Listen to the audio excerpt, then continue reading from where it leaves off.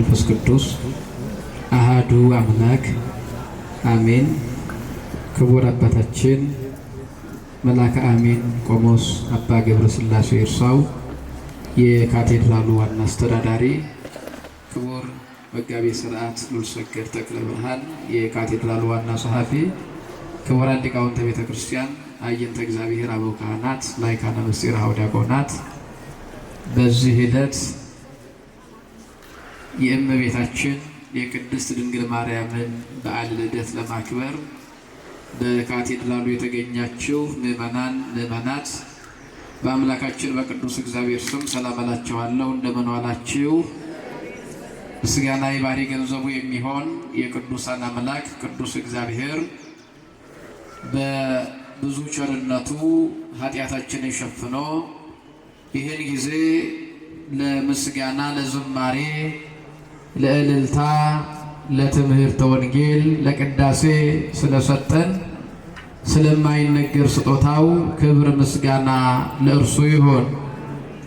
መሰረታቲሃ ውስተ አድባር ቅዱሳን ያበድሮን እግዚአብሔር እምኩሉ ተአይኒሁ ለያዕቆብ ነኪር ነገሩ በእንቲአኪ ኦ ሀገር እግዚአብሔር። መሰረቶቿ የተቀደሱ ተራሮች ናቸው። ከያዕቆብ ድንኳኖች ይልቅ እግዚአብሔር የጽዮንን ደጆች ይወዳቸዋል። የእግዚአብሔር ከተማ ሆይ በአንቺ የተነገረው ነገር የተደረገው ነገር ድንቅ ነው። የዳዊት መዝሙር 86 ቁጥር 1 ላይ ተመዝግቦ የሚገኝ ኃይለ ቃል ነው።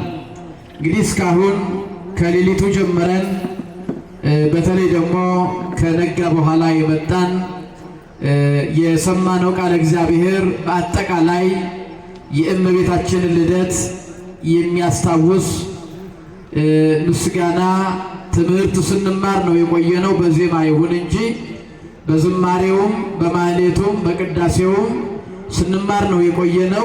አሁን ጥቂት ጊዜ የተነሳንበትን ኃይለ ቃል መነሻ አድርገን እንማራለን።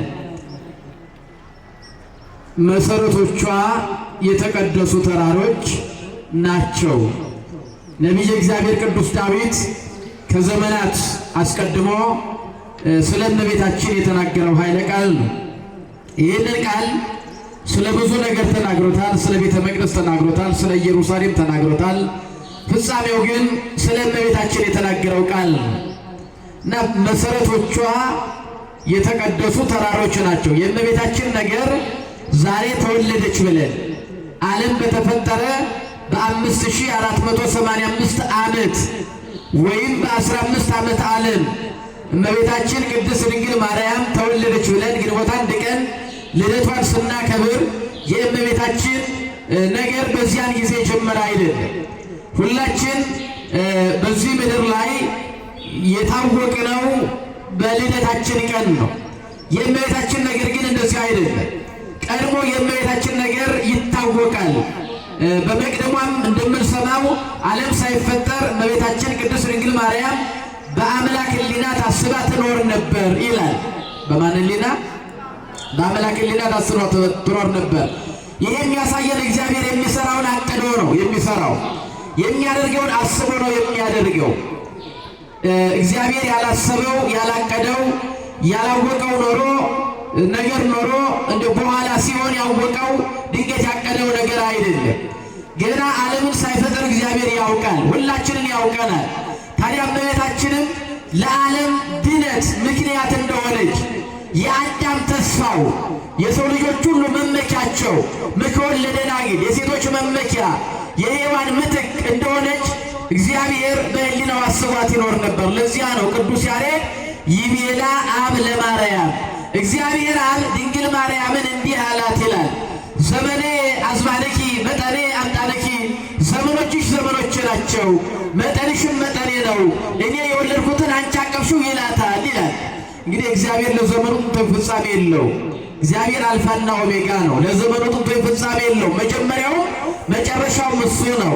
ነገር ግን እግዚአብሔር አብ ድንግል ማርያምን ዘመኖችሽ ዘመኖች ናቸው፣ መጠንሽም መጠኔ ነው ይላታል ሲል እግዚአብሔር በነበረበት ዘመን ሁሉ በሕሊናው ድንግል ድንግል ማርያም ነበረች ለማለት ነው። በህሊናው አስቧት ይኖር ነበር። እግዚአብሔር በኖረበት ዘመን ሐሳቡ አለ። ሐሳቡ በነበረበት ዘመን ሁሉ ድንግል ማርያም አለች እና እመቤታችን በእግዚአብሔር ህሊና ታስባ ትኖር ነበር ነው። በእግዚአብሔር ህሊና መታሰቧማ ምን ይደንቃል? ሁላችንስ ፍጥረትስ ታስቦ የለም ምን የሚል ሰው ቢኖር ይሄማ ምን ያስደንቃል? ቢኖር እኛ ኃጢአት እንደምንሰራ እንደምንበድል መከራ እንደሚያገኘን ያውቀናል። በዚህ አስቦናል እግዚአብሔር። እመቤታችን ደግሞ ለወደቀው ዓለም መድኃኒት መሆኗ በእውነት ወደ ሰማይ ለመውጣት መሰላል ወደ ጎን የሲኦልን ባሕር ለመሻገር ድልድይ መሆኗን እግዚአብሔር አስቧታል የሚለውን መልስ እንሰጠዋለን ማለት ነው። እና እመቤታችን በአምላክ ሕሊና ታስባ ትኖር ነበር ብቻ ሳይሆን በነቢያትም ትነገር ነበረ። ነቢያት ስለ እመቤታችን ተናግረዋል። ቅዱስ ጳውሎስ ምን ይላል? እምርሁቅ ርእይዋ ወተአምህዋ፣ ከሩቅ ሆነው አዩአት ተሳለሟትም ይላል። ከጊዜዋ ሳይደርሱ መልኳን ሳያዩ ከሩቅ ዘመን ከ700 ዓመት በፊት ከ1000 ዓመት በፊት ሆነው የእመቤታችን ነገር ተገልጦላቸው ተናግረዋል። ኢሳይያስ ከ700 ዓመት በፊት ድንግል በድንግልና ጸንሳ በድንግልና ተወልዳለች ብሎ ተናገረ። ነቢየ እግዚአብሔር ቅዱስ ዳዊት ደግሞ የመወለዷ ወላጆቿን ጭምር ሲናገር ምን አለ? መሰረቶቿ የተቀደሱ ተራሮች ናቸዋል። አባ ሕርያቆስም አዳም ከገነት በተባረረ ጊዜ ተስፋው አጨነች ይላታል። እና እመቤታችን በነቢያትም ትነገር ነበረ፣ በሐዋርያትም ትሰበክ ነበረ። የእመቤታችን ነገር እንደው ድንገት እንደው ውሃ ደራሽ እንደው ሰራሽ አይደለም፣ እንደ እንግዳ ደራሽ አይደለም። እና የእመቤታችን ነገር ተገልጦለት አባቷ ዳዊት ስለ እመቤታችን ሲናገር መሰረቶቿ የተቀደሱ ተራሮች ናቸው አለ። ምኖቿ? ይሄ ስለ ሁለት ነገር ነው። አንደኛው እመቤታችን ቅድስት ድንግል ማርያም የተወለደችው ሊባኖስ በሚባል ተራራ ላይ፣ በሀገሯ በኢየሩሳሌም አልተወለደችም፣ በስደት ነው የተወለደችው። እንግዲህ ቅድም በተአምሯም ስንሰማ እመቤታችን ሐና በጸነሰች ጊዜ የአጎቷ ልጅ ሞቶ የአልጋውን ሸንኮር ይዛ ስታለቅስ ሆዷ የዚያን የሞት በድን ቢነካው ተነሳ። ተነስቶም እንደዚህ አለ፣ የኢየሱስ ክርስቶስ አያቱ ሐና ሆይ ሰላም ላንቺ ይሁን ብሎ አመሰገናት። ደግሞ የቅድስት ሐና ዘመዷ አንድ አይኗ የጠፋ ነበረች እመቤታችንን ሐና በእውነት መልክሽ ያማረ እንዴ ጸነስሽ ብላ ሆዷን ነካቻት። ሆዷን በነካችበት እጁ አይኗን በተነካው የጠፋው አይኗ በራ። እመቤታችን ገና በማኅፀን ሳለች እውር አበራች፣ ሙት አስነሳች። ይሄንን አይሁድ አዩ። ቀድሞ ከእነዚህ ወገን የተነሱ እነ ሶሎሞን እነ ዳዊት አርባ ዘመን እንደ ሰም አቅልጠው እንደ ገል ቀጥቅጠው ሀገራችንን ገዙ። ደግሞ በማኅፀኗ ያለች ጽንስ እውር ያበራ ሙት ያስነሳ፣ ከነዚህ ደግሞ የሚወለደው ምን አይነት ይሆን ብለው የእመቤታችን ወላጆች ሐናንና ኢያቄምን ለመውገር ድንጋይ ያነሱ። ቅድም ሰምተነዋል። መልአኩ ቅዱስ ገብርኤል ነገራቸውና ወደ ሊባኖስ ተሰደዱ። ወደ ተሰደዱ ቅርብ ነው፣ ከኢየሩሳሌም ወደ ሊባኖስ ቅርብ ነው። ተሰደዱ እና በሊባኖስ ተራራ ላይ እመቤታችን ቅድስት ድንግል ማርያም ተወለደች። ጥበበኛው ሶሎሞንም ንኢ እምሊባኖስ እህትየ መርዓት ንኢ እምሊባኖስ፣ እህቴ ሙሽራ ሆይ ከሊባኖስ ተራራ ነይ ያላት ለዚህ ነው። እና በሊባኖስ ተራራ ተወለደች። ታዲያ ዳዊት ምን እያለን ነው? እመቤታችን የተወለደችበት የሊባኖስ ተራራ ቅዱስ ተራራ ነው እያለን ነው። ምን አይነት ተራራ ነው? መሰረቶቿ የተቀደሱ ተራሮች ናቸው። ልደቷ የተከናወነበት፣ ልደቷ የተከበረበት፣ እመቤታችን የተወለደችበት፣ ከእናቷ ማኅፀን ስትወጣ የተቀበላት ተራራ የተቀደሰ ተራራ ነው ማለት የሊባኖስ ተራራ ቅዱስ ተራራ ነው እያለን ነው። ይህን ደግሞ በእውነት ሊቃውንተ ቤተክርስቲያን ሰብ ይቄድሶ ለመካን ወመካን ይቄድሶ ለሰብ ብለው ያቀኑታል። ሰው ቦታን ይቀድሰዋል። ማን ይቀድሰዋል? ቅዱሳን ሰዎች ቦታን ሲረግጡት ቦታው ይቀደሳል። ለዚያ እኮ ነው ቅዱሳን ሰዎች ወደ ቤታችን ሲገቡ ቤታችን ይቀደሳል። ሰው ቦታን ስለሚቀድስ ማለት ነው። ሁላችን የምናውቀው የደብረ ሊባኖስ ገዳም ምድረ በዳ እንደነበረ ነው የሚነግረን። በተለይ አባ ሊባኖስ ግን ምድረ በዳ እንደነበረ ይነግረናል። ምድረ በዳ ነው፣ የአራዊት መፈንጫ ነበረ። ዜጋ ምኤል ይባል ነበረ ቦታው። አባ ሊባኖስ ከሮም ሀገር መጥተው በዜጋ ምኤል ምድረ በዳ ላይ ለ40 ዓመት ጸለዩ። ከአናብስትና ከነብር ከእባብና ከጊንጥ ጋር ተጋደሉ። በ40 ዘመኑ መልአኩ ቅዱስ ገብርኤል መጥቶ ሊባኖስ ከአንተ በኋላ ለሚመጣው ጻድቅ ይህን ቦታ ትተህለት አንተ ወደ ትግራይ ሀገር ወደ ሰሜን ሂድ አላቸው። አባ ሊባኖስ ምን አሉ? እግዚአብሔር ፈቃዱ ከሆነ ይሄዳለሁ አሉ። ማን ፈቃዱ ከሆነ? እንደው በእውነት እንዲህ አይነቱን ልቡና ለሁላችን ይስጠን። ይሄን እኮ እግዚአብሔር አይወደውም፣ እግዚአብሔር ደስ አይሰኝም። ይሄንን ተው ሲባል ዛሬ የሚተው ሰው ይኖር ይሆን? ሁላችን እኮ የእግዚአብሔርን ፈቃድ ሳይሆን የራሳችንን ፈቃድ ለማስቀደም ነው የምንጠራው። የራሳችንን ፈቃድ ተው፣ ይሄ ነገር አያዋጣም፣ በዚህ መንገድ አይኬድም፣ ይሄን እግዚአብሔር አይቀበለው። ሁላችንም የራሳችንን እና አባ ሊባኖስን መልአኩ ቅዱስ ገብርኤል መጥቶ ይሄን ቦታ ተው አላቸው። 40 ዓመት ተጋድለዋል። 40 ዓመት ተጋድለዋል። እግዚአብሔር ፈቃዱ ከሆነ እተዋለሁ አሉና ግን ስለ ድካሜ የማገኘው በዚህ ቦታ ምንድን ነው አሉት። ጥያቄ ነው። አታገኝ የሚባሉ ፈቃደኛ ናቸው። ስለዚህ ቅዱስ ገብርኤል ምን አላቸው? ወበእንተ ጻማከ ትሰመይ ደብረ ሊባኖስ እስከ ህልቀተ ዓለም፣ ስለ ድካምህማ የሊባኖስ ደብር ተብላ ደብረ ሊባኖስ እየተባለች እስከ ዓለም ፍጻሜ ትጠራላለች አላቸው በስምህ። ስለዚህ አባ ሊባኖስ ከዜጋ ምኤል ወጥተው ወደ ትግራይ ሲሄዱ አባ ተክለ ሃይማኖት ከደብረ ብስራት መጥተው ደግሞ ደብረ ሊባኖስ ገቡ። ስለዚህ ደብረ ተክለ ሃይማኖት አልተባለችም፣ ደብረ ሊባኖስ፣ የሊባኖስ ደብር። ስለዚህ የሊባኖስ ደብር የደብረ ሊባኖስን ዜጋ ምኤልን የቀደሰው ማን ነው ስንል ቀድሞ አባ ሊባኖስ ኋላ አቡነ ተክለ ሃይማኖት። ስለዚህ ሰው ቦታን ይቀድሰዋል፣ ሰው ምንን ይቀድሰዋል? ቦታ ደግሞ ሰውን ይቀድሳል። ያ የተቀደሰው ቦታ እኛ ስንሄድ ደግሞ ስንረግጠው፣ አፈሩን ስንረግጥ ስንሳለመው እኛ ደግሞ በቦታው እንቀደሳለን ማለት ነው።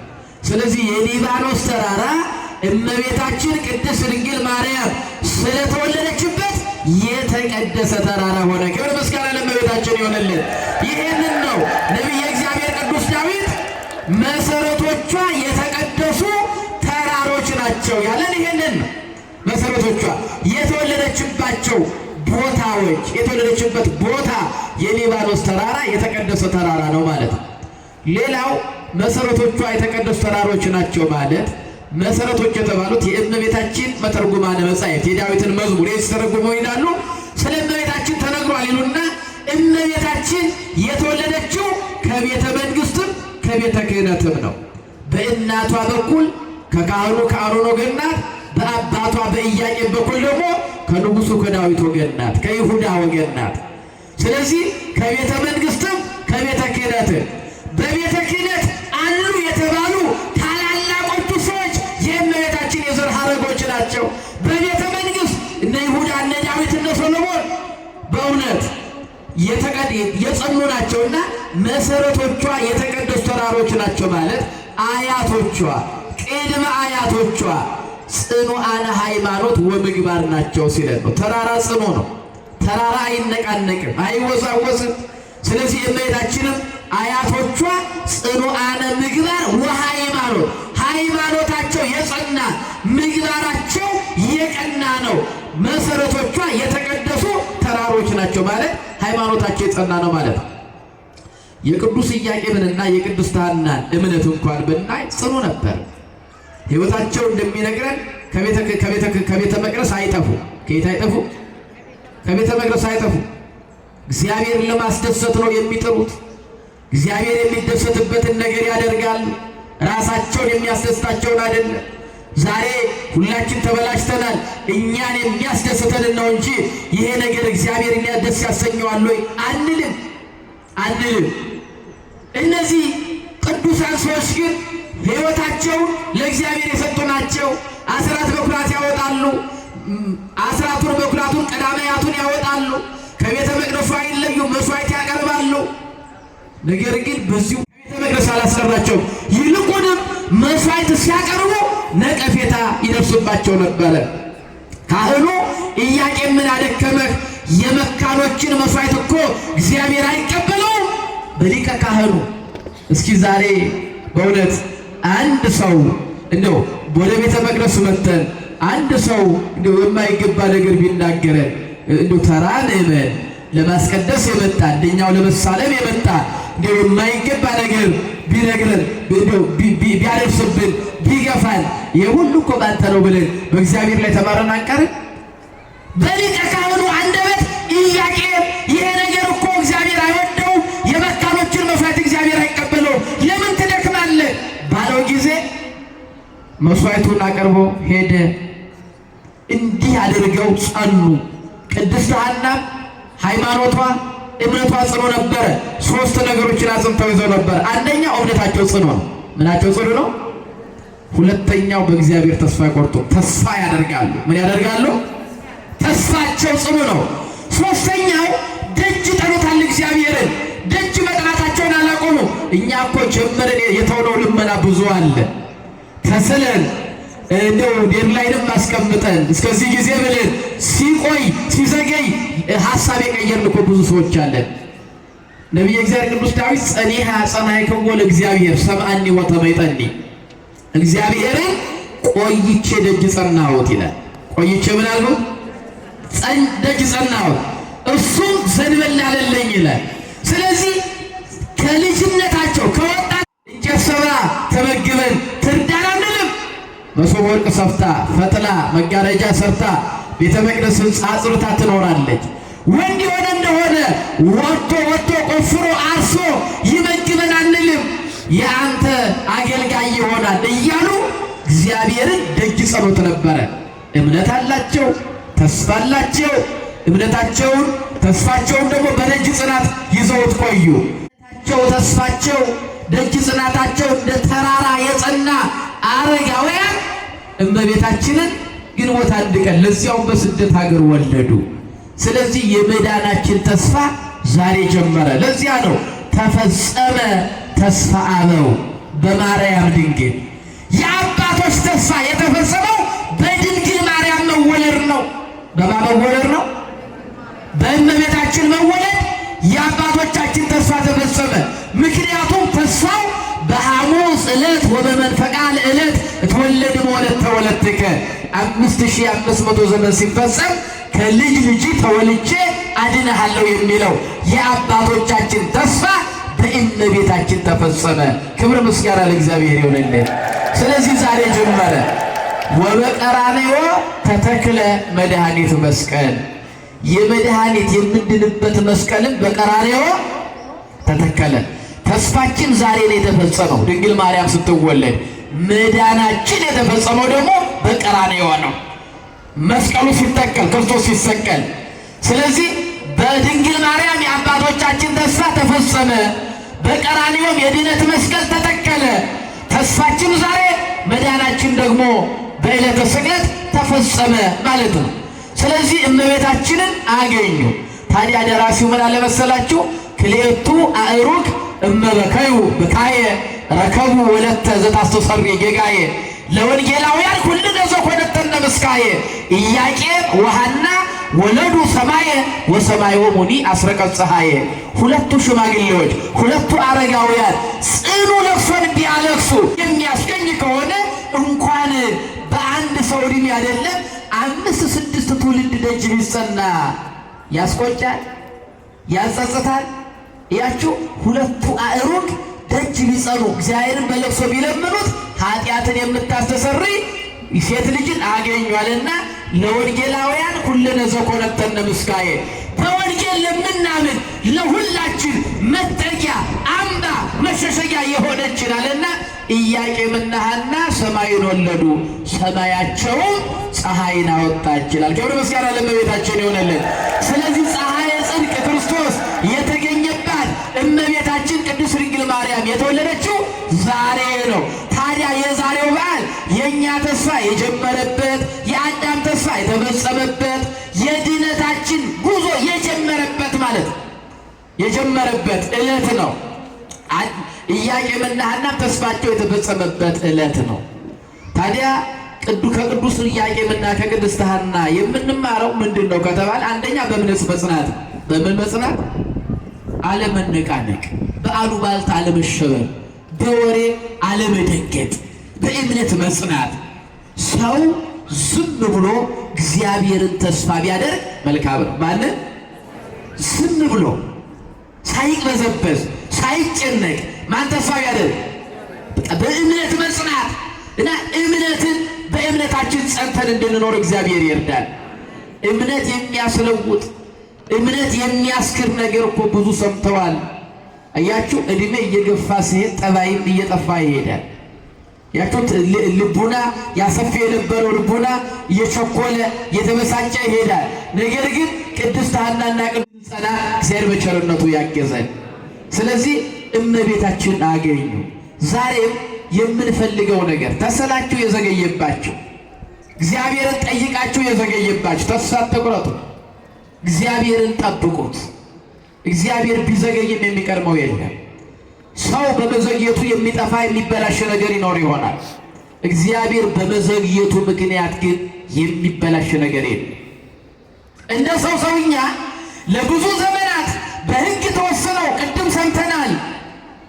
አላ ዘበሕግ እምሃና ዘበሕግ አላ በሮካቤ ዘበሕግ እምሃና ወኢያቄም ተወለድኪ። በእውነት ሕግ ጠብቀው ነው ንጠብቀው ነው በሕግ ነው የኖሩት። ስለዚህ በሕግ እየኖሩ ደስ እያሰኙ ቢቆይባቸው ግን ተስፋ አልቆረጡም። እግዚአብሔርን አላማረሩትም፣ የለህም አላሉትም። እግዚአብሔርን ደጅ ጠኑት፣ ጠበቁት። ስለዚህ ከሰማይ የሰፋች ልጅ ሰጣቸው። ሰማይና ምድር የማይችሉትን አምላክ መቻል የምትችል ልጅ። እነሱ የሰው ወላጆች፣ የሰው እናትና አባት ሆኑ። እኛም በተስፋ በእምነት በደጅ ጽናት እግዚአብሔርን እንድንጠብቀው እግዚአብሔር ሁላችን ይርዳን። በእውነት የእመቤታችን በረከት ለሁላችንም ይድረሰን። የልደቷን በረከት እመቤታችን ለሁላችንም ትክፈለን። እመቤታችንን ያስገኙልን ብፁዓን ንዑዳን ክቡራን ቅድስት ሐናና ቅዱስ ኢያቄም በረከታቸው ይደርብን፣ ይቆየን።